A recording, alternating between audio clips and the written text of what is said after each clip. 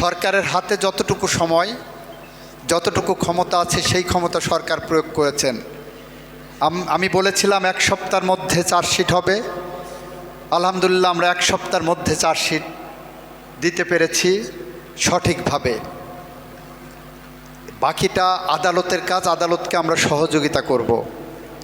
আদালত চার্জশিট পাওয়ার পরেই আগামীকাল কোর্ট খুলবে, আদালত খুলবে, সেখানে প্রথম দিনেই এই মামলাটার গুরুত্ব বিবেচনা করে শুনানির জন্য রেখেছেন। এটা আদালতের এখতিয়ার। আমরা শুধু আদালতের কাছে প্রার্থনা করতে পারি। আমরা প্রার্থনা করব সর্বোচ্চ সাজা, বাকিটা আদালত যেটা ন্যায় বিচারের স্বার্থে মনে করবেন সেটাই করবেন।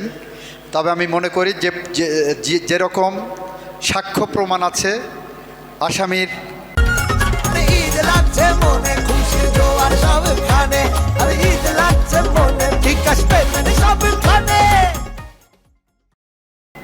দোষ স্বীকারোক্তিমূলক জবানবন্দি আছে, সেই বিবেচনায় আমাদের যে সর্বোচ্চ শাস্তি, আমরা মনে করি আদালত এই বিষয়টা বিবেচনায় নেবেন। একটি হলো সংবিধান সংশোধনের কমিটিতে বিরোধী দল কোনো নাম দিয়েছে কিনা বা কোনো মতামত পেয়েছেন কিনা, এখনও পাইনি। আমরা লাস্ট সেশনের আগে বিরোধী দলের সাথে কথা বলেছিলাম। আমরা বলেছিলাম 17 সদস্য বিশিষ্ট একটা সংবিধান সংশোধন কমিটি করতে চাই।